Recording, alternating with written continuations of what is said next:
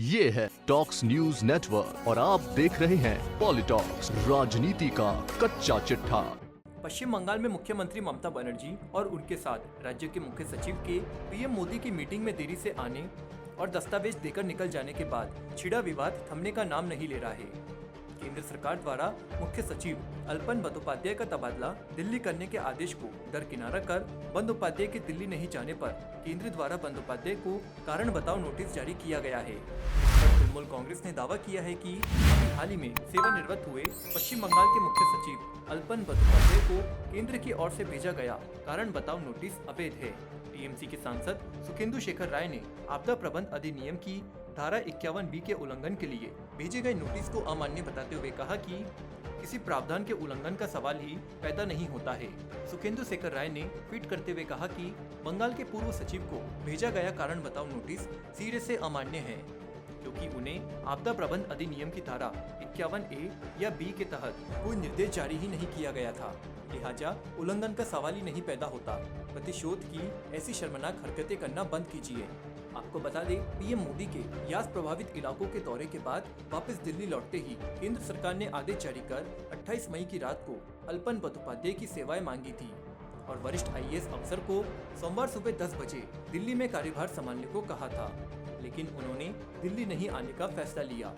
इसके बाद department of personal and training को रिपोर्ट करने में विफल रहने के लिए अल्पन को कारण बताओ नोटिस जारी किया गया है, जिसमें मंत्रालय ने पूछा है कि आपके खिलाफ कार्रवाई क्यों ना हो। अधिकारियों ने बताया कि यह कारण बताओ नोटिस तब भेजा गया जब बंदोपाध्याय मंत्रालय के पिछले आदेश पर यहां नहीं पहुंचे।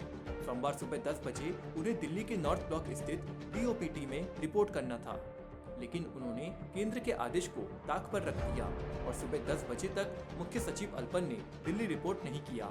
इसके बाद केंद्रीय गृह मंत्रालय ने केंद्र और ममता बनर्जी सरकार के बीच बंदोपाध्याय को लेकर जारी वाक्य युद्ध के बीच बंदोपाध्याय को कठोर आपदा प्रबंध अधिनियम के तहत नोटिस जारी किया है।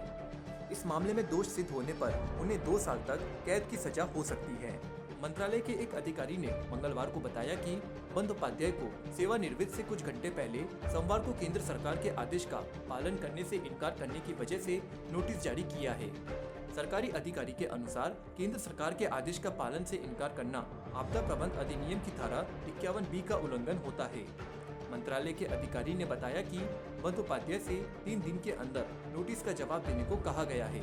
रॉय ने यहां पत्रकारों से बात करते हुए कहा है कि नोटिस अवैध है, मुख्य सचिव के खिलाफ इस तरह आपदा प्रबंध अधिनियम नहीं लगाया जा सकता। वहीं दूसरी तरफ पश्चिम बंगाल में नेता प्रतिपक्ष भाजपा के शुभेंदु अधिकारी ने अनुशासन तोड़ने और नियमों के उल्लंघन के लिए बंदोपाध्याय के खिलाफ कड़ी कार्रवाई की मांग की है। शुभेंदु ने ट्वीट किया कि मैं प्राकृतिक आपदा और वैश्विक महामारी के समय में अनुशासन तोड़ने, नियम के उल्लंघन और अनियमितताओं के लिए पूर्व मुख्य सचिव के खिलाफ कड़ी कार्रवाई की मांग करता हूं। पॉलिटॉक्स ब्यूरो, दिल्ली। ये है टॉक्स न्यूज नेटवर्क और आप देख रहे हैं पॉलिटॉक्स, राजनीति का कच्चा चिट्ठा।